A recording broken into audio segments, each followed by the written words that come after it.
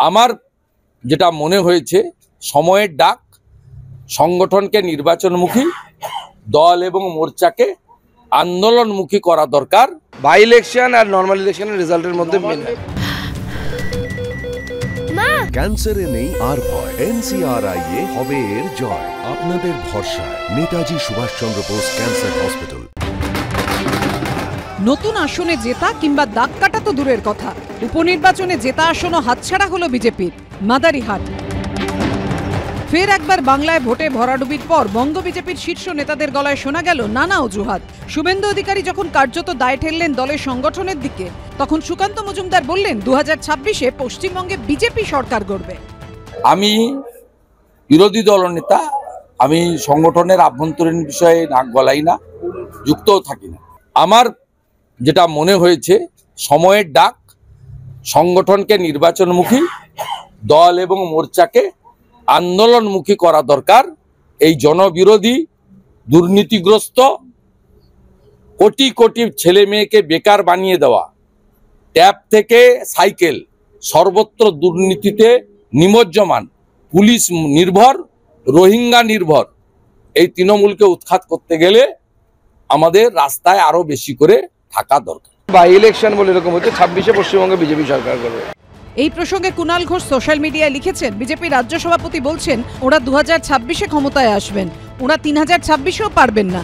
এদিকে যার নেতৃত্বে বিজেপি বাংলায় লোকসভা ও বিধানসভা ভোটে সর্বকালীন সেরা ফল করেছিল, সেই দিলীপ ঘোষ, যিনি এখন বিজেপির মধ্যেই কোণঠাসা, যার মুখে এখন কার্যত রাজনৈতিক সন্ন্যাসের কথা শোনা যাচ্ছে, সেই দিলীপ ঘোষ উপনির্বাচনের ফলাফল নিয়ে অকপট।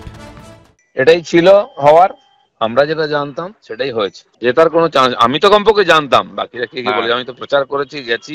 হ্যাঁ, পার্টি তো অবশ্যই ভাবা উচিত, হার জিত হতেই পারে, উপনির্বাচন হোক নির্বাচন হোক সেটার পর্যালোচনা হওয়া উচিত। বারবার এরকম রেজাল্ট হলে কার্যকর্তাদের মনের উপরে তার প্রভাব পড়ে, পাবলিকের মধ্যেও সন্দেহ তৈরি হয়। গলতিটা বেশি কেন্দ্রীয় বিজেপির যত না রাজ্য বিজেপির। তার প্রথম এবং প্রধান কারণ হচ্ছে যে পশ্চিমবঙ্গের মতন এরকম কঠিন রাজ্যে একটা পূর্ণ সময়ের সভাপতি নেই। এইটা আমি কিছুতেই হজম করতে পারছি না। এই অবস্থায় দলের কি করে একটা কোনো দিশা থাকতে পারে? অসম্ভব ব্যাপার। যেখানে একজন পূর্ণ সময়ের সভাপতি আছে সেখানেই কাজটা যথেষ্ট কঠিন কাজ পশ্চিমবঙ্গের মতন রাজ্যে, আর সভাপতি না থাকলে তো আরো খারাপ। এবিপি আনন্দকে দেওয়া সাক্ষাৎকারে দিলীপ ঘোষ অকপটে বলেছেন, তৃণমূলের বিরুদ্ধে একাধিক ইস্যু আছে, কিন্তু বঙ্গ বিজেপি কাজে লাগাতে পারছে না। রাজনীতি তো একটা ইস্যুতেই সব পাল্টে যায়। সিঙ্গুর, নন্দীগ্রাম ইস্যুতেই হাওয়া পাল্টে গেল। তার আগে পর্যন্ত মমতা ব্যানার্জি তো সিঙ্গুরে হেরে গেছিলেন, ছেড়ে চলে এসছিলেন।